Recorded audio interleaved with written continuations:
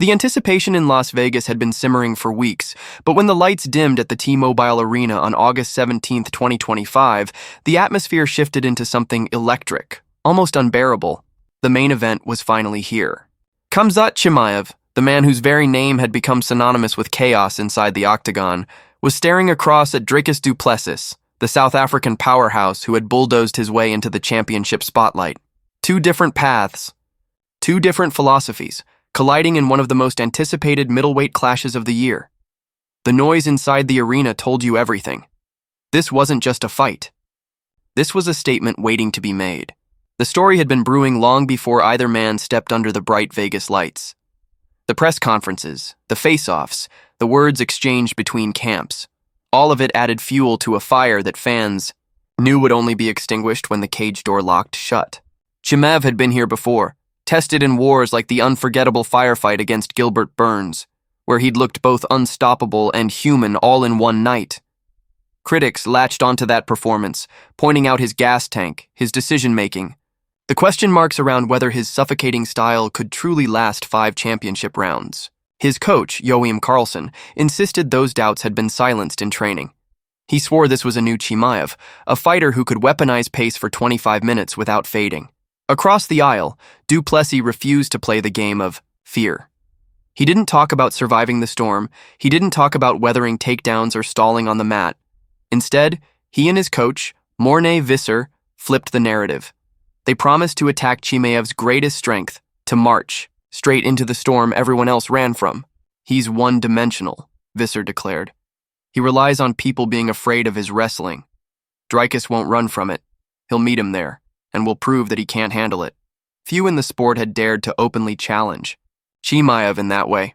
Most game plans revolved around avoiding the inevitable clinch, the trip, the slam, the suffocating top pressure, but Du Plessis wanted to confront the monster directly, daring to expose it as mortal.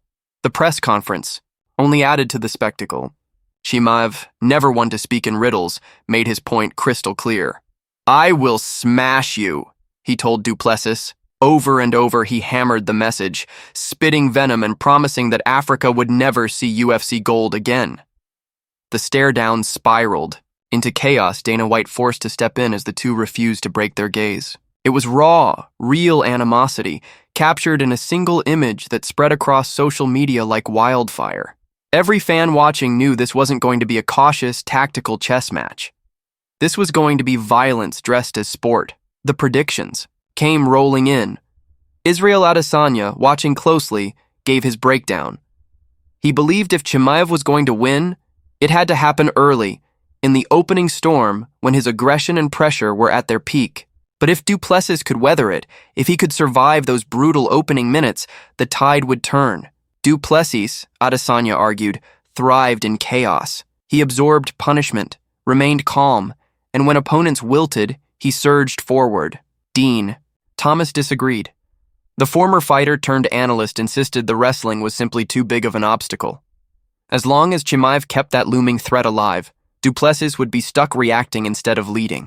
Anthony Lionheart Smith went even further.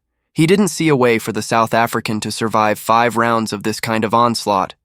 In his mind, Chimaev would break him before the final bell, and so the stage was set. 2 fighters, each believing the other was stepping into a carefully laid trap. Du Plessis prepared to test his strength against Chimaev's so-called unbeatable wrestling, promising to fight at full speed from bell to bell, daring fatigue to touch him. Chimaev vowed to weaponize his pressure without ever slowing, to prove that cardio could no longer be used as a weapon against him. It wasn't just a championship bout. It was a clash of wills, of philosophies, of men who believed the other was fatally flawed. When fight night arrived, the arena was heavy with tension.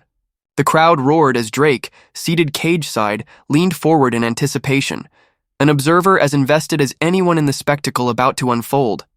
The walkouts felt longer than usual, every step toward the cage carrying the weight of months of talk. The air crackled as Bruce Buffer's voice boomed through the arena, introducing 2 warriors who looked more like predators than men about to compete in sport. The bell rang, and the silence before chaos vanished in an instant. From the opening exchange, the fight delivered on every promise. Chimaev did exactly what his fans expected, closing distance like a predator, firing combinations, and then shooting for the legs with the kind of explosive speed that left Du Plessis fighting for balance.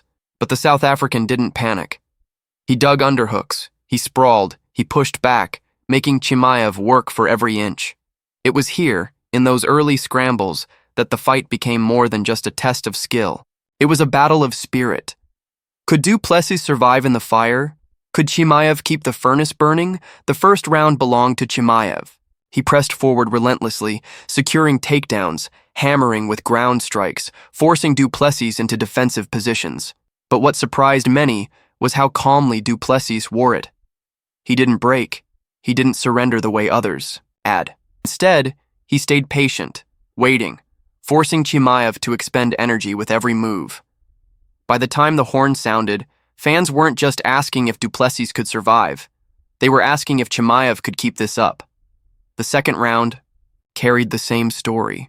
Chimaev surged forward again, controlling, grappling, dictating pace.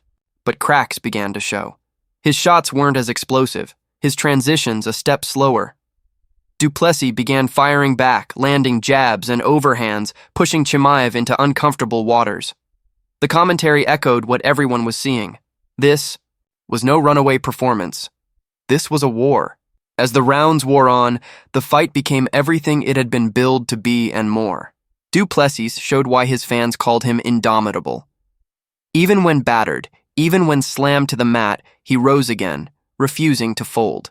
Chimaev, for his part, proved why his name had struck fear across divisions. His pressure never truly stopped, his will unshaken.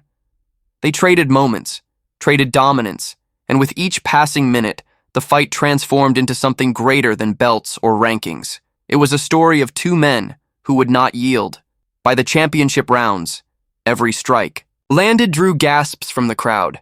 Every scramble felt like it could shift the outcome of the fight.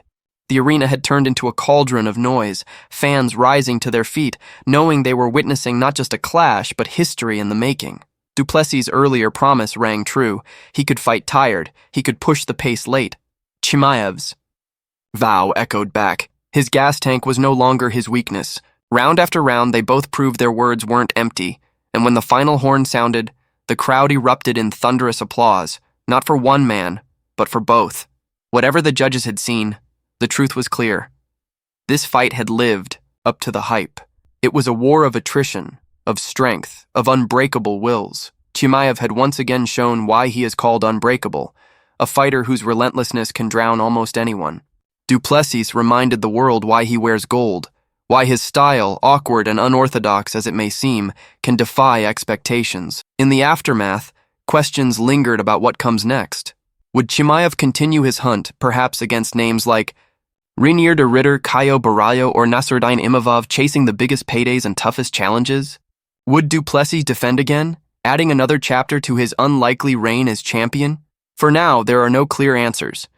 But what is certain is that August 17, 2025, delivered a fight that fans will remember for years.